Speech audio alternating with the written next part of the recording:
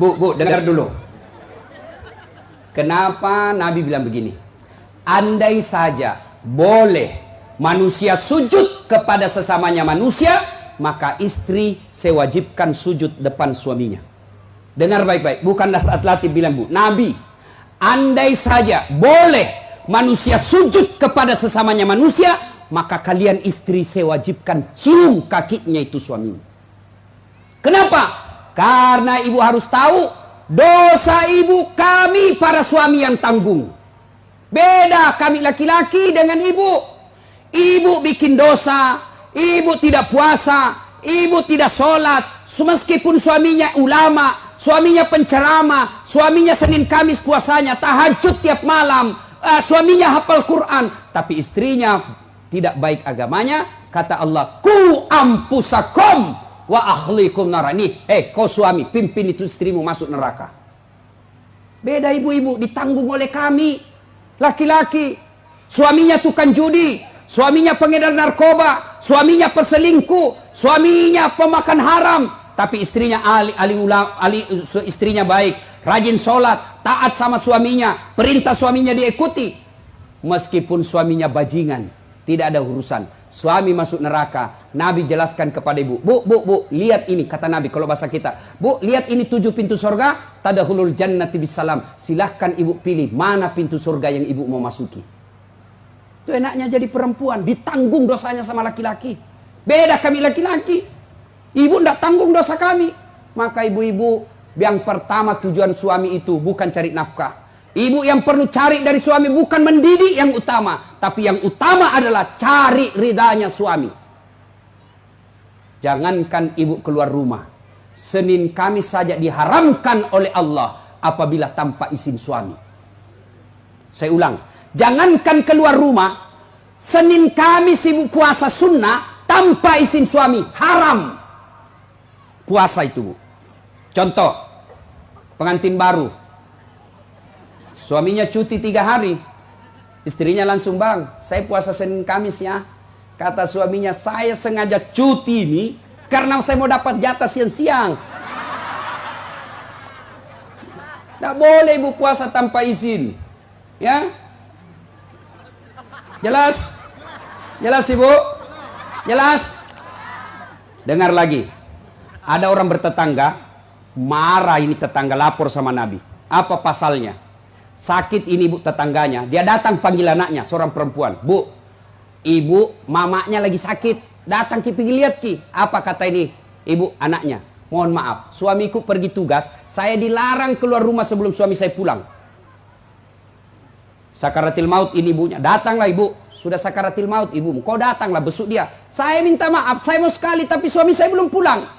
Akhirnya meninggal, mau dimakamkan, datang lagi. Bu, sudah meninggal ibumu, kau datang yang terakhir kalinya. Mohon maaf, saya cukup berdoa. Kenapa? Suami saya belum pulang, saya tidak berani tinggalkan rumah.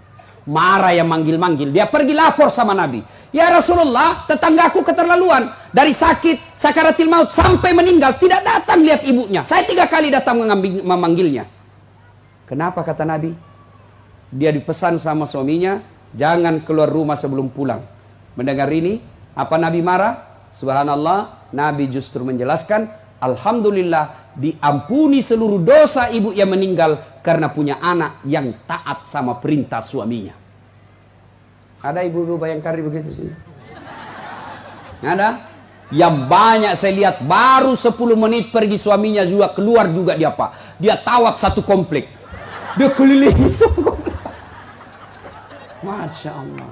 Ya, alangkah bahagianya kita suami pergi menjalankan tugas sebagai aparat negara. Lalu istrinya sholat duha 8 rakaat. Selesai sholat duha dia kirimkan SMS suaminya. Pak, jangan menghalalkan segala cara. Rezeki sudah Allah tentukan. Meskipun bapak kejar kalau bukan rezeki, bapak tidak akan masuk. Tapi meskipun bapak tidak kejar setengah mati, kalau rezeki bapak pasti masuk. Bapak jangan menghalalkan segala cara. Salam sayang selalu dari istrimu di rumah. Bahagianya. Itu suami kalau dapat SMS begini bu, dia kasih lihat itu semua di kantor di polsek. Lihat kau istriku, istri yang soleha. Pernah SMS begitu suaminya bu? Pernah? Paling SMS jangan lupa singgah beli gas.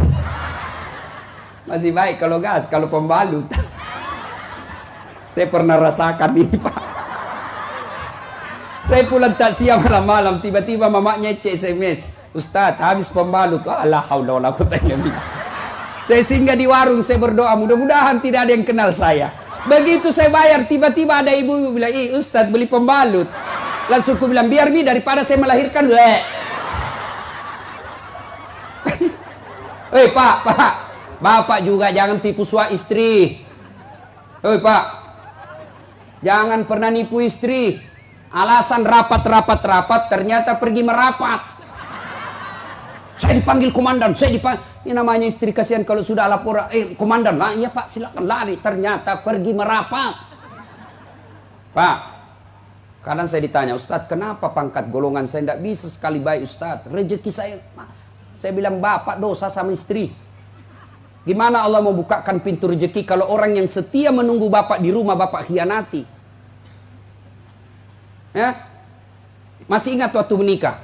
Apa kita ucapkan waktu menikah? Bapaknya bilang begini yang perempuan, saya nikahkan engkau dengan anak gadisku ini dengan mahar tunai karena Allah. Siapa yang kita jadikan mahar? Siapa yang kita jadikan jaminan? Tunai karena Allah. Kita ambil anak gadisnya orang, dihalalkan anak gadisnya orang atas nama Allah. Allah yang kita jadikan jaminan. Kapolres saja Bapak jadi jaminan. Kalau Bapak salah gunakan, dipindah Bapak, Pak. Kalau perlu dipecat. Saya atas nama Kapolres ini diminta untuk, padahal itu bohong. Marah Kapolres, Pak. Apalagi Allah. Maka Bapak kalau sengsara hidupnya, susah rezekinya, koreksi. Mungkin Bapak terlalu banyak mengkhianati istri. Gimana Allah mau bukakan pintu rezeki? Kalau istri suka marah-marah, Bapak, kalau istri suka marah-marah, rumusnya diam. Jangan, kalau istri marah, minta penjelasan, lebih diam. Kalau perlu makan obat tidur. Karena itu perempuan kalau dia sudah marah, dijelaskan, tidak jalan otaknya, Pak. Apalagi kalau dia bilang, pokoknya, sudah diam saja, Pak. Dijelaskan tidak masuk akal. Sudah dijelaskan tidak ungkit lagi yang 10 tahun yang lalu. Kenapa ini semua ini. Sudah lewat 7 tahun masih tidak ungkit-ungkit lagi. Pada dia bilang sudah minda berhenti mak bertengkar itu dulu. Maka lebih Bapak minum obat tidur. Kalau dia ngomel Pak, maklumi saja. Kenapa? Dengar baik-baik. Ada sahabat Nabi, waktu itu Umar bin Khattab presiden, suka ngomel dan marah istrinya. Maka suaminya mau lapor sama Umar supaya dipanggil, dimarahi sama Umar presiden. Begitu dia mau lapor sama Umar, dekat dari rumah Umar, dilihatnya Umar juga dimarahi sama istrinya. Pulang dia bilang, presiden aja dimarah, pulang dia. Besok ketemu sama Umar, ya Amirul Mukminin, saya lihat Anda kemarin marah-marah sama istri, diam-diam saja, senyum. Dengar bapak-bapak, dengar para lelaki.